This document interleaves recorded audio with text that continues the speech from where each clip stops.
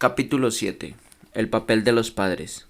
Salí del consultorio como una araña recién fumigada que se escapa a rastras de su madriguera. Eran ya las 3 de la tarde. Damar me alargó los honorarios sin decir una sola palabra. Hice el pago. Me dio las gracias y se despidió con una sonrisa de cortesía. Atravesé el umbral y me detuve en la calle viendo pasar coches, inmóvil, como un vagabundo que no sabe ni quiere saber el rumbo que ha de tomar. A los pocos minutos salió Damar, pasó junto a mí. Sin darme tiempo a pensarlo, la seguí. Necesitaba hablarle, pero mi especial estado de ánimo me lo impedía desenvolverme como otras veces. Se detuvo en una esquina en espera que cambiara de luz el semáforo. Damar, proferí. Disculpa, tantas molestias, pero ¿me podrías recomendar un sitio cercano para comer? La muchacha se volvió con naturalidad. Claro, en esta zona hay varios restaurantes buenos, depende de lo que apetezcas. ¿Por qué no los coges tú? Interrumpí. Y me permites invitarte. Negó con la cabeza. Lo siento, tal vez otro día. Por favor, imploré. Necesito mucho desahogarme con alguien. Hizo un gesto de extrañeza y me observó desconfiada. Lo siento. Al cambio del semáforo se echó a caminar. Dudé un segundo, pero solo un segundo caminé tras de ella. No me lo tomes a mal, insistí. Me gustaría intercambiar ideas con una muchacha joven como tú, si me atreviera a preguntar a un desconocido sus opiniones respecto a mis problemas. Seguramente no sería objetivo. Contigo es diferente porque no te conozco. Ignoro si eres casada, viuda o comprometida. Lo único que sé es que inspiras confianza y que estás aquí justo ahora, cuando estoy pasando por esta crisis. Llegando a la otra acera se detuvo. Su mirada se suavizó al detectar un viso de honesta tribulación en mi rostro. ¿Te gusta la comida china?, preguntó. Sonreí y me encogí de hombros. Lo que tú quieras está bien. ¿Visitan muchos pacientes solteros al médico?, pregunté en cuanto nos sentamos. Rara la vez. ¿Y sabes cuál es la razón por la que vine yo? No, y no tienes que decírmela, pero quiero hacerlo. En verdad esa situación era extraña, ambos lo sabíamos, y eso daba al momento un toque mágico. Muy bien, te llamas Efrén, ¿verdad? ¿Por qué viniste a ver al terapeuta sexual? La muchacha no se andaba con rodeos. Pues porque me detuve como el niño que se halla frente a la vitrina abierta después de implorar un dulce, dándose cuenta de que en realidad no se le antoja ninguno. Me he percatado de que mis ideas respecto al sexo prematrimonial son equivocadas y me causan daño, por lo que, bueno, no me mires así, no soy un pervertido. La mayoría de los jóvenes pensamos lo mismo y te aseguro que hay muy pocos deseos de cambiar como yo. Por eso vine. Damara sintió tratando de leer entre líneas la verdadera razón de mi discurso. Ni yo mismo lo sabía. El mesero, mitad oriental, mitad latino, se acercó para mostrarnos la carta. Después de echar un vistazo al indistinguible menú, opté por ordenar un platillo convencional. Ella, en cambio, pidió otro que solo pronunciarlo resultaba proeza. Llevo 3 años trabajando para el doctor Asaf, comentó, y me he dado cuenta de que siempre investiga los antecedentes familiares de sus pacientes. Dice que los arquetipos sexuales son algo que se aprende desde la más tierna edad. Pues a mí no me preguntó nada de eso. Se limitó a darme una cátedra tamaño regio. Sonriendo acomodó una servilleta de tela sobre las piernas y mientras lo hacía preguntó en tono casual: ¿De veras hizo eso? Sí. Pues tal vez tú mismo puedes hallar algo útil si analizas las influencias que tuviste en la niñez y en la adolescencia. Era un buen comienzo para entablar una comunicación. Acepté el juego. No recuerdo haber recibido ninguna enseñanza sexual, confesé. Sé que mi padre fue un gran hombre, pero no lo conocí. Mamá cometió un error del que se arrepintió toda la vida. se volvió a casar con otro sujeto que, aunque al principio parecía muy cortés, resultó ser alcohólico. El tipo nos hizo la vida de cuadritos. Un día incurrió en un delito terrible y lo metieron a la cárcel. ¿Tienes hermanos? Maldición. Ese era el único tema que me disgustaba tocar.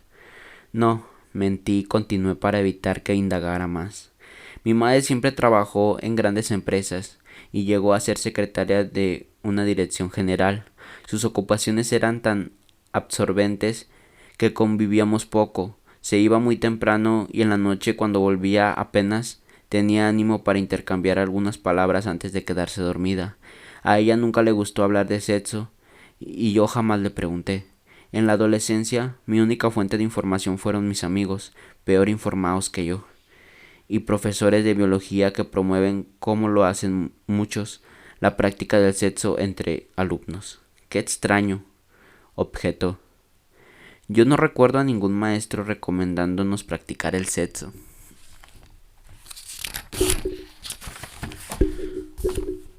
Lo hacen de una forma indirecta, expuse con mayor desenvoltura. En las escuelas ordinarias comienzan enseñándote el funcionamiento hormonal, luego detallan los pormenores anatómicos del coito y el proceso de embarazo, y culminan con las deducciones sobre la planificación familiar y el uso de anticonceptivos. La información sexual que se imparte en los colegios suele estar exenta de datos respecto a la problemática que causa el sexo prematuro.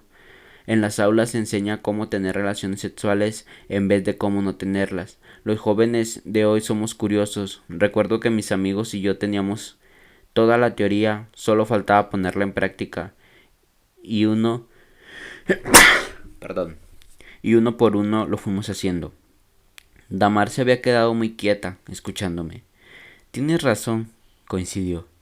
No lo había pensado, pero lo que acabas de decirme refuerza la idea de que en el hogar debe suplirse la carencia de información que tienen los muchachos respecto al ejercicio digno y honrado de la sexualidad. Esa conversación me estaba resultando casi tan provechosa como la que tuve con el doctor, a diferencia de que no me causaba tanta apresión.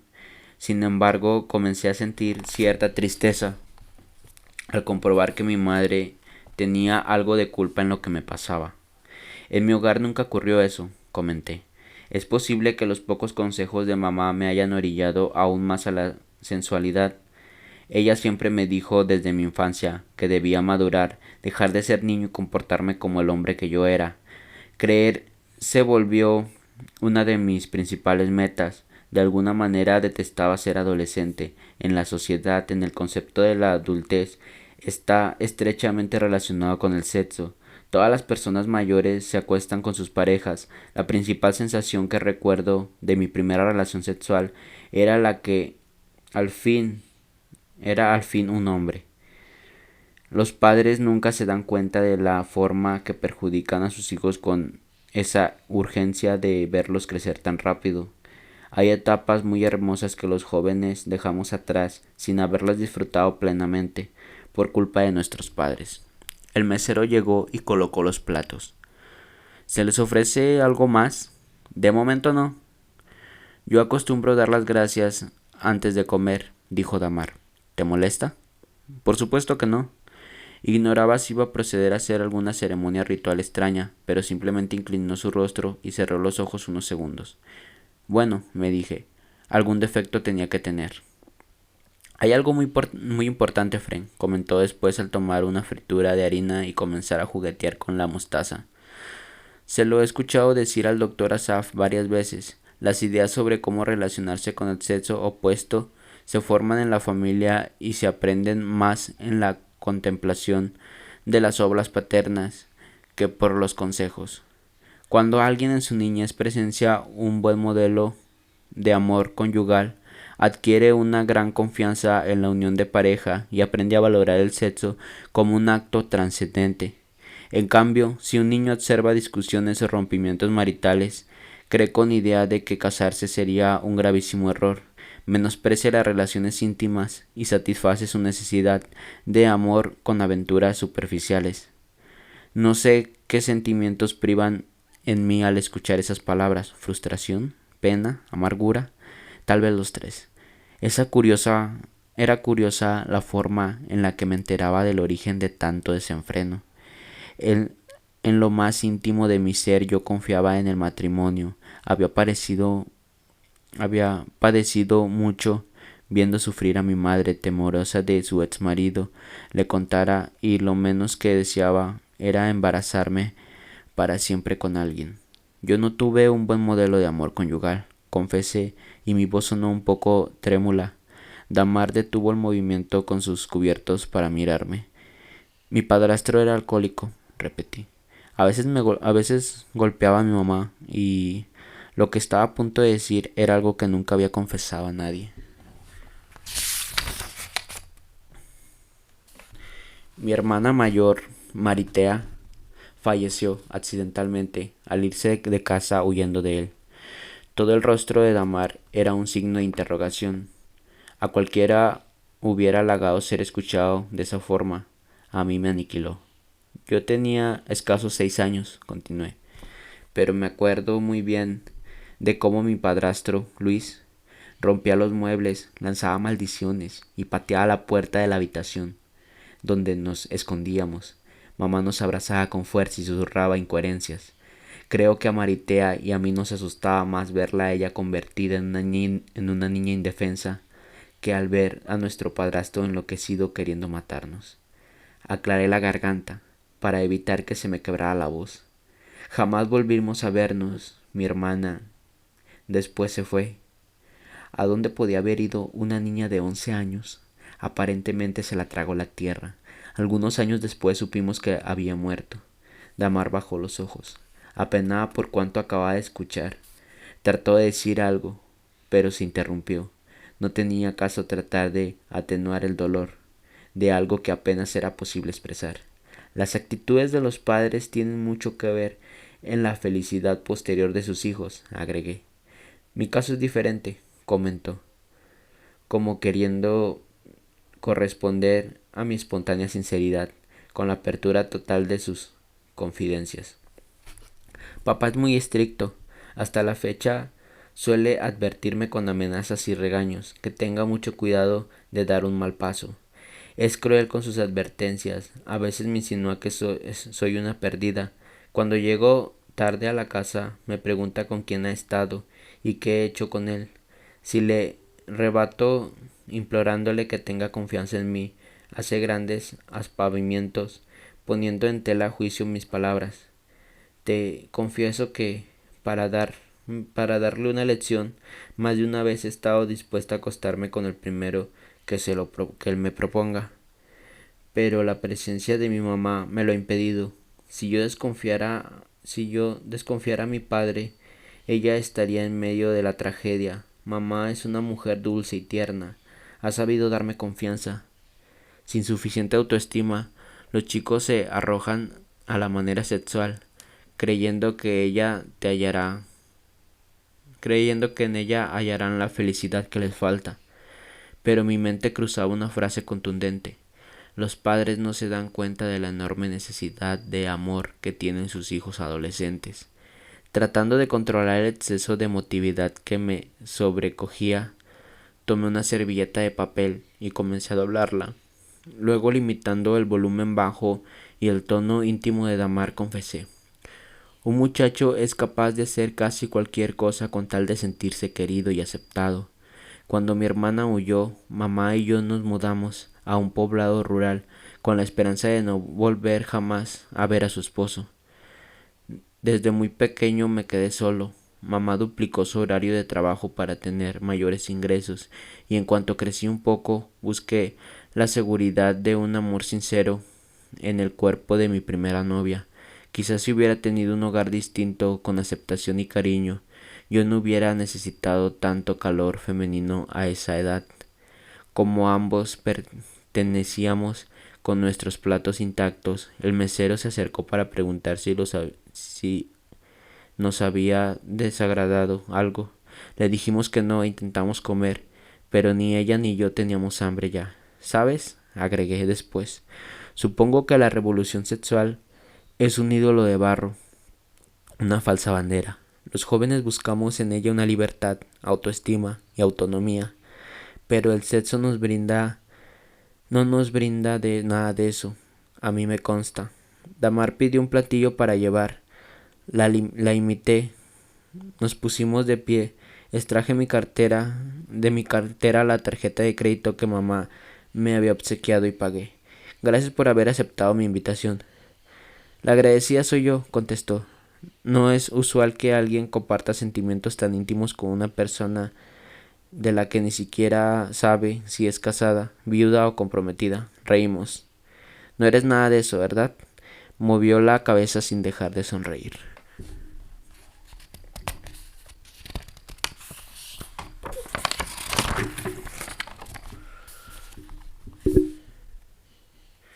¿Me hablarás por teléfono? Por supuesto. Aquella noche dormí con el pensamiento puesto en ella. Lo más curioso era que su imagen estaba exenta de atributos sexuales. No estaba exenta de atributos sensuales. Me había acostumbrado a clasificar a mis amigas por el potencial que tenían de acostarse conmigo y sobre todo por el tamaño de sus senos y caderas. Pero de Damar no recordaba otra cosa que sus ojos profundos y la delicadez de su voz. Quedaba fuera de mi cuadro taxonómico y eso me enloquecía. A la mañana siguiente salí en busca de trabajo. Repartí más de 12 solicitudes, movido por una energía inconsumerable. Seguí haciendo lo mismo día tras día, entusiasmado con la idea de emprender un verdadero cambio en mi modo de vivir. Me comuniqué con Damar varias veces y sus palabras de aliento se convirtieron en el combustible que me movía para crecer. Cuando 15 días después fui aceptado en un banco como cajero, había tocado ya más de 30 puertas distintas. La primera llamada telefónica que efectué desde el edificio de capacitación de mi nuevo empleo fue a la oficina del doctor Asaf. Le dije a Damar que me urgía verla cuanto antes, argumentando, sin ser cierto, que le había escrito una carta muy importante. Se mostró entusiasmada, le invité a cenar y aceptó, advirtiéndome que esta vez no se me ocurriera llevarla a un restaurante chino. Tan pronto como llegué a casa después de mi primer día de trabajo, lleno de alegrías, subí a saludar a mamá, pero la encontré dormida, con un libro en la mano. Se lo retiré con suavidad y la besé en la frente. Apenas se movió como agradeciéndolo, entre, entre sueños el gesto. Tomé unas hojas de su escritorio y me dirigí a la mesa del comedor para escribir a Damar una carta prometida. En la casa privada, un silencio total. Puse una hoja en blanco frente a mí y comencé a juguetear con la pluma. Me resultaba arduo deshilar la madeja de ideas nuevas, desenmarañar los sentimientos del corazón. Era increíble, con mi experiencia en seducir mujeres, tuviera tan enorme dificultad en redactar algo a la primera a quien quería bien. El timbre de la calle sonó. ¿Quién podría ser? Caminé a la puerta, pero antes de abrir, un extraño presentimiento me detuvo. Subí a grandes saltos hasta el primer piso para espiar por la ventana que andaba en la calle. Una daga helada de marfil me atravesó la cabeza. Era Joana y venía acompañada de sus padres. Me oculté detrás de la cortina. Volvieron a llamar. Desesperado cerré los puños y buscando una solución. La señora Adela, grité. ¿Para mí? Corrí al cuarto de servicio y toqué vigorosamente. La mujer de servicio salió envuelta en un horrible bata de rayas. Adelia, por favor ayúdame. Allá afuera hay muchas personas. Salga a ver qué quieren y dígales que no hay nadie en la casa. El timbre volvió a sonar. Apúrese antes de que se despierte mamá. Adela salió. Espié la breve conversación. ¿Qué significaba eso? Dios mío. Al cabo de unos minutos la señora Adela entró a la casa. La interrogué con avidez. ¿Qué pasó? ¿Dejaron algún recado? Dijeron que vendrían más tarde o mañana. ¿Nada más? Que tenían una urgencia de hablar con su mamá y con usted. Me sostuve la cabeza como si estuviese a punto de caerme. ¿Era posible? Hice el amor con una mujer que ahora intentaba hacérmelo pagar caro. Con toda la seguridad había quedado embarazada de mí, o tal vez no de mí. ¿Era Joana tal grado estúpida o audaz? Gracias, Adela. Pude subir a dormir. Hasta mañana, joven.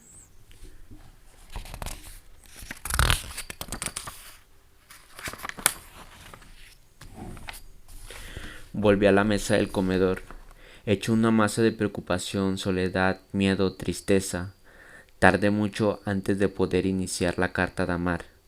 Lo que redacté esa noche fue arrancando de lo más hondo de mi ser.